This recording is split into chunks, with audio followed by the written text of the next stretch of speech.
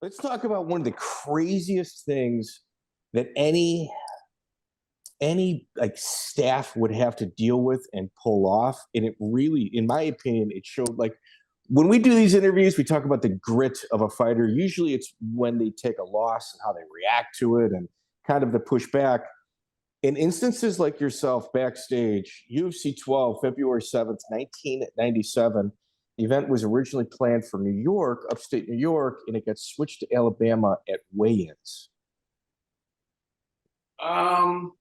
Yeah. So, you all know, I mean, you guys know, right? I had been working with the New York State Legislature and helped write this law that would, legalize and mixed martial arts as a sport, and in the state of New York, and have the New York State Athletic Commission oversee us. And we've been working with them for many months.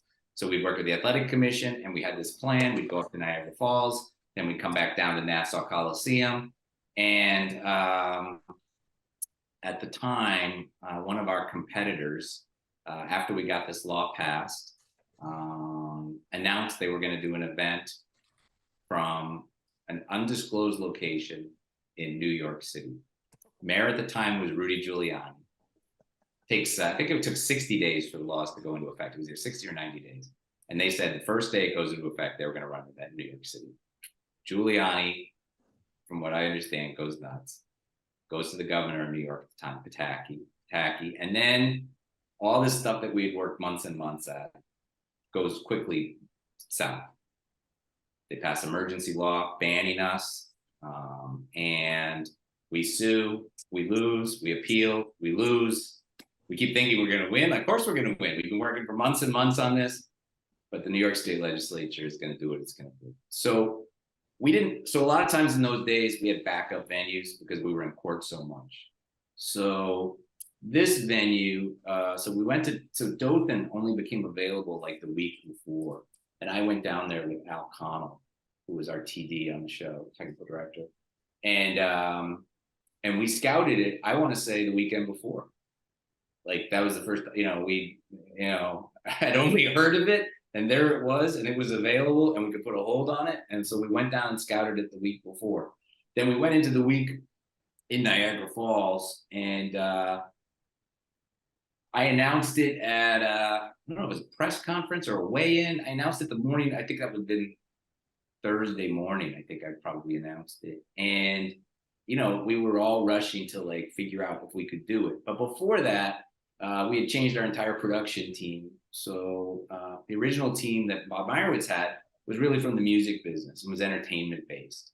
And we were really pushing towards sports. So that was really my thing. And I was really like, I had just literally made this change. We brought in Concom, long history at ESPN, Al Connell's brother Bruce. Like this was our move to like do these shows much more consistently with guys that know how to do sports. And so I had like a meeting with everybody who was in the production doing different things. Jason Cusson, who was in charge of the Octagon, Al, maybe even Art. I don't know who's at the, like every group. And I had everyone before we moved, it's like say they could do it because it was unprecedented what we were trying to do. We were trying to get down there and do the show and turn it around in one day. So Bob was in New York, and he was working on getting leasing some planes for us. And we were, we'd gotten the venue already, so we knew we had a place to go. We had to figure out how to get there. Finally, that gets worked out. We have to fly into another city. There's not enough. The runways aren't long enough. But it's getting later and later in the day on Thursday, and I think the airport closed at midnight. I think it was midnight. And I think at 11:45, the plane was overweight. And, again, all this stuff has come together. We got the Octagon, we got all this stuff. We got this plane. So Al Connell and I go out there and we start throwing luggage out onto the tarmac. We just start throwing the fighter gear on the tarmac. Plane gets the below the weight threshold it needs to be. We take off right as it hits midnight and we're out of there. We just left the pile of it on the tarmac. Now, I didn't know what that stuff was. It's not like Mark, like this is my training. No. Don't know. Just threw it on the tarmac and hoped somebody would come back and get it and fly it in the morning. But we weren't sure of that. And I mean, all the stuff that went on that day was like us, fighting for the sport. Like we thought that if we went dark on cable, we would be done on cable. And we really, New York, we thought was outlandish what had happened there. But we had sued and lost and appealed and lost.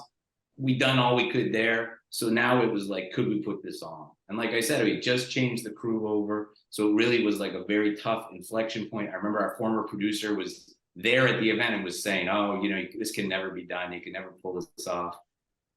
We did.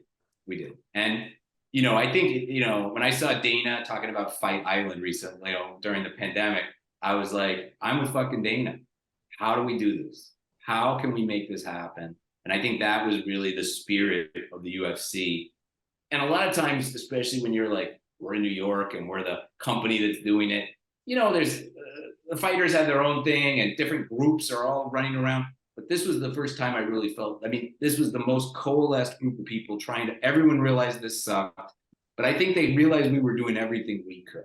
And I don't know if they totally knew that every time that this happened, but I think everybody saw just how fucking hard this was and that we were willing to do almost anything to get the event done. And then everyone did their jobs to get us there. Dude, it was nuts.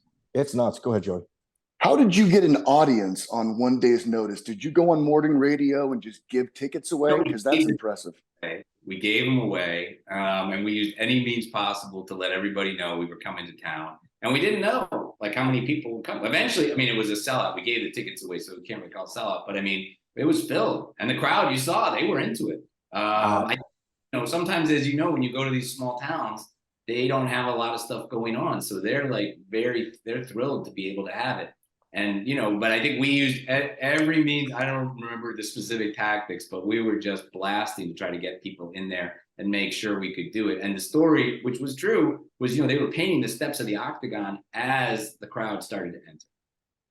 There's so many other shows around this time that couldn't get an audience. Your competitors that would come out, they'd be 1/5 full or something. So it's incredible you guys were able to get people there at all.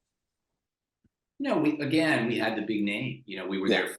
We had the fight. Like, at that time, I think everyone was sort of trying to sound like us a little bit, like especially if they were like, extreme fight, whatever they just wanted to be close to us. The logos often looked a lot like our, like they were trying to be an image of us, not be their own thing. That took a little bit of time, and then people started doing different types of fights, different types of things. That's all good, but for us at the time, I think it was part of this. Like I said, if we hadn't gone down and scouted that, it was less than a week. It was less than a week before. That's insane. You talk about people ripping you off. King of the Cage had like a living logo opening up and closing the door that looked like the logo that the UFC had. Again, what we were faced with, we had lawsuits.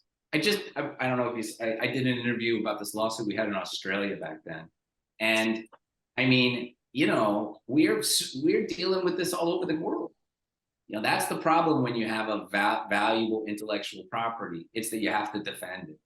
And we were out there trying to figure out where we would defend who we saw as, where we had to because of the marks and that, or where we thought they were actually coming in and pushing in on what we're trying to do. I'm still pissed at those guys in Australia. If I start talking about that, I'm still going to be very angry because I think they were trying to steal our stuff.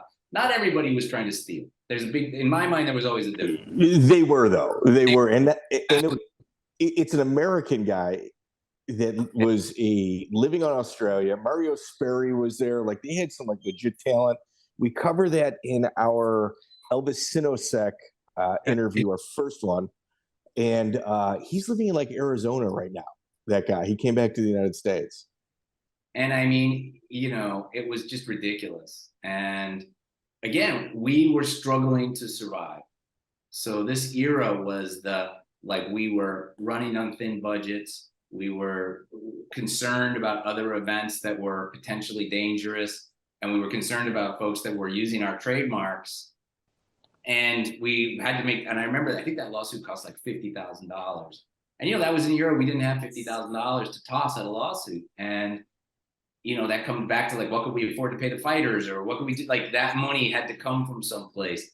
And, again, I don't think at the time most people are aware of how we were fighting across the country in athletic commissions and courts. We were trying to do stuff, and we were doing it around the world sometimes where we felt like we really had to go hard and defend these marks. To hear the entire interview, please subscribe to the Lights Out MMA History Podcast, available on all major podcast platforms.